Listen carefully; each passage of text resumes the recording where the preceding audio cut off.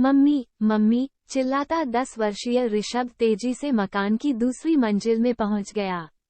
उसके पीछे पीछे 8 वर्षीय छोटी बहन मान्या भी खुशी खुशी अपनी स्कर्ट को संभालती चली आ रही थी। अल्मोड़ा शहर की ऊंची नीची घुमावदार सड़कों से बच्चे रोज ही लगभग 2 किलोमीटर पैदल चलकर अपने मित्रों के संग कॉन्वेंट स्कूल आते जाते हैं। सभी बच्चे हंसते बोलते कब स्कूल से घर और घर से स्कूल पहुंच जाते, उन्हें इसका एहसास ही नहीं होता, जबकि पीठ में बस्ते का भार भी रहता। रितिका भी दोपहर तक बच्चों के घर पहुंचने के दौरान अपने सारे काम निपटा लेती। बच्चों को खिला पिलाकर होमवर्क करने को बैठा देती। तभी 2 घड़ी अपनी आंख झपका पाती। आज ऋषभ की आवाज सुनकर कमरे से निकल बरामदे में आ गई। मन में अनेक आशंकाओं ने इतनी देर में जन्म भी ले लिया। सड़क दुर्घटना, हादसा और भी तमाम ख्यालात दिमाग में दौड़ गए। ये देखो मैं क्या लाया।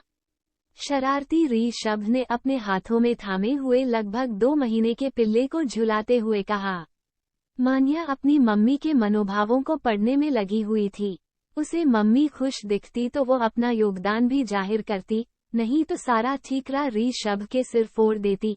सड़क से पिल्ला क्यों उठाकर लाए? अभी इसकी माँ आती होगी, जब तुम्हें काटेगी तभी तुम सुधरोगे, रितिका गुस्से से बोली। सड़क का नहीं है मम्मी, हमारे स्कूल में जो आया है, उन्होंने दिया है। ये स्कूल में पैदा हुए हैं। आयाजी ने कहा है जिन्हें पालने हैं वे ले जाएं। स्कूल में तो पहले ही 4 भूतिया डॉग हैं। ऋषभ ने सफाई देते हुए उसे फर्श पर रख दिया। पिल्ला सहम कर कोने में बैठ गया और अपने भविष्य के फैसले का इंतजार करने लगा। चलो हाथ मुंह धो लो, खाना खाओ। इसे कल स्कूल वापस ले जाना। हम नहीं रखेंगे। तुम्हारे पापा को कुत्ते बिल्ले बिल्कुल पसंद नहीं है, पर पापा के घर में गाय तो है ना, दादी गाय पालती हैं। मान्या बीच में बोली। गाय दूध देती है, रितिका ने तर्क दिया। कुत्ता भौंक कर चौकीदारी करता है। मान्या का तर्क सुनकर ऋषभ की आंखों में चमक आ गई। मुझे इस पिल्ले पर कोई एतराज नहीं है, मगर तुम्हारे पापा डांटेंगे तो मेरे पास मत आना। मम्मी की बात सुनकर दोनों के मुंह उतर गए। रितिका पुराने प्लास्टिक के कटोरे में दूध में ब्रेड के टुकड़े डालकर ले आई, जिसे देखकर पिल्ला लपक कर कटोरी के बगल में खड़ा हो गया। ऋषभ और मान्या की तरफ ऐसे देखने लगा मानो उनसे इजाजत ले रहा हो और अगले ही पल कटोरे पर टूट पड़ा। कटोरे को पूरा चाट कर खुशी से अपनी दुम हिलाने लगा। आंटी, आंटी की तेज आवाज नीचे आंगन से आ रही थी। रितिका ने ऊपर बरामदे से नीचे झांका। नीचे आंगन से ऋषभ की उम्र की 2 लड़कियां स्कूल ड्रेस पहने खड़ी थी। क्या हुआ बेटा? रितिका ने उन दोनों को पहले कभी नहीं देखा था। आंटी ऋषभ हमारा पिल्ला लेकर भाग आया, उन दोनों में से एक ने कहा। झूठ, इसे आयाजी ने मुझे दिया था। ऋषभ ने सफाई दी। मम्मी यह पिल्ला स्कूल से ही लाया गया है। रास्ते में हम चारों ने इसे बारी बारी गोद में पकड़ा था। जब घर पास आने लगा तो तृप्ति इसे अपने घर ले जाने लगी तो भैया इसे अपनी गोद में लेकर भागता हुआ घर आ गया। मान्या ने स्पष्टीकरण दिया। आंटी ऋषभ ने पहले कहा था कि तुम चाहो तो अपने घर ले जा सकती हो, लेकिन वह बाद में भाग गया। वो फिर बोली। रितिका को कुछ समझ ही नहीं आया कि वो किसे क्या समझाए। मैं तो अब इसे किसी को भी नहीं दूंगा। मैंने इस पर बहुत खर्चा कर दिया है, ऋषभ ने फैसला सुनाया। क्या खर्चा किया? उसने नीचे से पूछा। 1 कटोरा दूध और ब्रेड मैं इसे खिला चुका हूँ। अब यह मेरा है। ऋषभ ने जिद पकड़ ली। सुनो बेटा, आज तुम इसे यही रहने दो। घर जाकर अपनी मम्मी से पूछ लेना कि वे पिल्ले को घर में रख लेंगी। वे अगर सहमत होंगी तो मैं ये पिल्ला तुम्हें दे दूंगी। यहाँ तो ऋषभ के पापा इसे नहीं रखने देंगे। कल तुम्हें लेना होगा तो बता देना, वरना वापस स्कूल चला जाएगा। रितिका ने समझाया तो दोनों लड़कियों ने सहमति में सिर हिला दिया और वापस चली गईं। खबरदार, यह पिल्ला घर के अंदर नहीं आना चाहिए। इसे यही बरामदे में गद्दी डालकर रख दो। तुम दोनों अंदर आ जाओ। रितिका की बात सुनकर ऋषभ ने उसे पतली डोरी से दरवाजे से बांध दिया। उसके पास गद्दी बिछाकर कटोरे में पानी भर दिया। भोजन के बाद दोनों अपना होमवर्क करने लगे। बाहर पिल्ला लगातार कूनकू करने लगा। दोनों बच्चे अपनी मम्मी का मुंह ताकते कि शायद वे रहम खाकर उसे अंदर आने दें, मगर रितिका ने उन्हें अपनी पढ़ाई पर ध्यान देने को कहा। कुछ देर बाद पिल्ले ने कूनकू करना बंद कर दिया। होमवर्क खत्म होते ही दोनों लपक कर बरामदे में आ गए। मम्मी मम्मी, इस बार मान्या और री शब्द दोनों एक साथ पुकार रहे थे। रितिका को झपकी सी आ गई थी। शोर सुनकर वो तुरंत बाहर को लपकी। मम्मी, हमारा पिल्ला खो गया, दोनों रुआंसे स्वर में एक साथ बोले। पिल्ले के गले से बंधी डोरी की गांठ खुली पड़ी थी। डोरी की गांठ ढीली थी, जो पिल्ले की जोर आजमाइश करने के कारण खुल गई थी।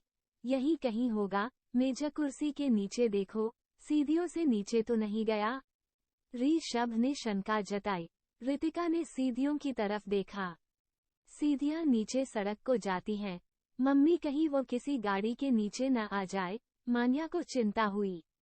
मुझे नहीं लगता कि वो सीढ़ियां उतर पाएगा, लेकिन अगर बरामदे में नहीं है तो नीचे आंगन में देखो, वो अखरोट और नारंगी के पौधे के नीचे जो झाड़ियां हैं हो सकता है उनमें छिपा हो।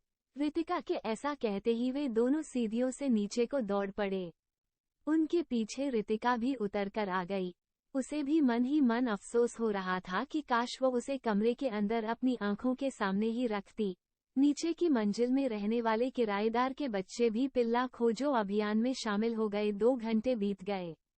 सूर्य के ढलने के साथ ही अंधेरा छाने लगा तो रितिका बच्चों को ऊपर ले आई।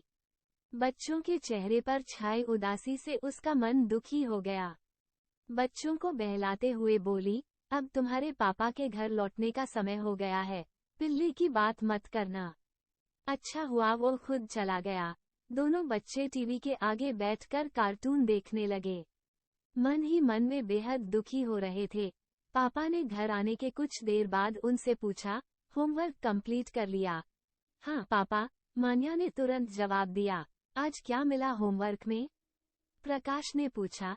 पापा, आज केवल मैथ्स और इंग्लिश में रिटेन होमवर्क मिला था। ओरल भी सब याद कर लिया है। मान्या अपनी कॉपी निकालकर पापा को दिखाने लगी। पापा, इंग्लिश में ऐसे लिखना था, माई पैट एनिमल। मान्या रुआई होकर बोली, तो क्या नहीं लिखा अभी तक? प्रकाश ने पूछा। लिख लिया, माई पैट डॉग। मान्या का गला रुंध गया। उसे पिल्ला याद आ गया। पापा, मेरा भी होमवर्क चेक कर लीजिए। री शब्द भी अपनी कॉपी उठाकर रसोई में अपनी मम्मी के पास आ गई। मम्मी रात के भोजन की तैयारी में व्यस्त थी।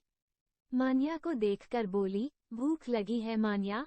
बस 5 मिनट रुको। नहीं, मेरा कुछ भी खाने का मन नहीं है। वो पिल्ला अंधेरे में कितना डर रहा होगा न। मम्मी, आज आपने डॉग के ऊपर निबंध लिखवाया। मुझे पूरा याद भी हो गया पिल्ले की वजह से। उसकी लेग्स, उसकी टेल, उसकी आइज। रितिका ने पलटकर मान्या के बालों को प्यार से सहला दिया। रात को सोते समय दोनों बच्चे रितिका के पास आ गए। जाओ तुम दोनों अपने अपने कमरे में, रितिका ने कहा। आज दोनों बच्चों को नींद नहीं आ रही थी। उनको उदास देखकर रितिका ने कहा, आज मैं तुम्हें एक सच्ची कहानी सुनाती हूँ। किसकी कहानी है? री शब्द ने पूछा। कुत्ते और बिल्ली की, रितिका ने कहा। हाँ, मैं समझ गया, आप अपनी बिल्ली और मामाजी के कुत्ते की कहानी सुनाएंगी।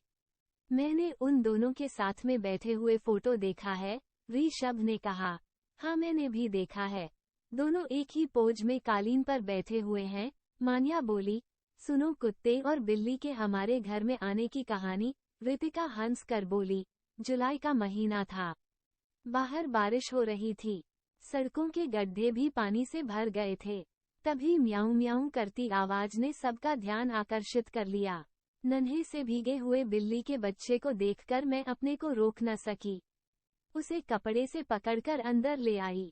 सबने सोचा बारिश बंद हो जाएगी तो चला जाएगा, मगर वह नहीं गया। हमारे ही घर में रहने लगा। हाँ, कभी कभी घर से घंटों गायब भी रहता, मगर शाम तक लौट आता। मम्मी, मामाजी के डॉग शेरू से उसकी लड़ाई नहीं हुई? मान्या बोली। नहीं, जब मेरी पूसी 1 साल की हो गई उन्हीं दिनों हम शेरू को रोड से उठाकर घर लाए थे। वह तो पूसी से डरता था। पूसी अपना अधिकार समझती थी। उसके ऊपर खूब गुर्राती। बाद में उसके साथ खेलने लगी। दोनों में दोस्ती हो गई। जब शेरू का आकार पूसी से बड़ा भी हो गया, वो तब भी पूसी से डरता था। अब उस बेचारे को क्या मालूम कि वो कुत्ता है और बिल्ली को उससे डरना चाहिए। वो अपनी पूरी जिंदगी बिल्ली से डरता रहा। रितिका बोली। ये सुनकर दोनों बच्चे हंसने लगे। चलो बच्चों, देर हो गई, जाकर सो जाओ, पापा अपना लैपटॉप बंद कर बोले। बच्चे तुरंत उठकर चले गए। आधी रात को खटरपटर सुनकर प्रकाश की नींद खुल गई। उसने कमरे की बत्ती जलाई और इधर उधर देखने लगा। रितिका ने पूछा, क्या हो गया? मुझे बहुत देर से कुछ आवाजें सुनाई दे रही हैं। कैसी आवाजें?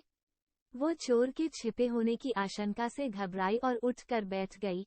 तभी बेड के नीचे से पिल्ला निकलकर कूनकू करने लगा। उसे देखकर प्रकाश को झटका लगा। ये पिल्ला कहाँ से अंदर आ गया? वो आश्चर्य से चीख पड़ा। बच्चे पापा की आवाज सुनकर भागते हुए आ गए। पिल्ली ने उन्हें देखकर दुम हिलानी शुरू कर दी। पापा, इसे हम स्कूल से लेकर आए थे, मगर यह हमें शाम को नहीं मिला। हमने सोचा ये खो गया है, ऋषभ ने बताया। पापा, लगता है ये शैतान तो चुपके से अंदर आ गया और आपके बेड के नीचे सो गया, मान्या ने कहा। हाँ, बेचारा चिल्ला चिल्ला के थक गया होगा, ऋषभ ने कहा। कल बच्चे इसे स्कूल छोड़ आएंगे, रितिका ने सफाई दी। पापा, क्या हम इसे पाल नहीं सकते? मान्या ने पूछा। प्रकाश ने एक पल अपने बच्चों के आशंकित चेहरों को देखा, फिर हामी भर दी। थैंक्स पापा। मैं इसका नाम ब्रूनो रखूंगी, मान्या बोली। नहीं, इसका नाम शेरू होगा, ऋषभ ने कहा। जो पिल्ले को घुमाने ले जाएगा, उसकी पोटी साफ करेगा, उसी को नाम रखने का अधिकार होगा। रितिका की बात सुनकर ऋषभ और मान्या एक दूसरे का मुंह देखने लगे।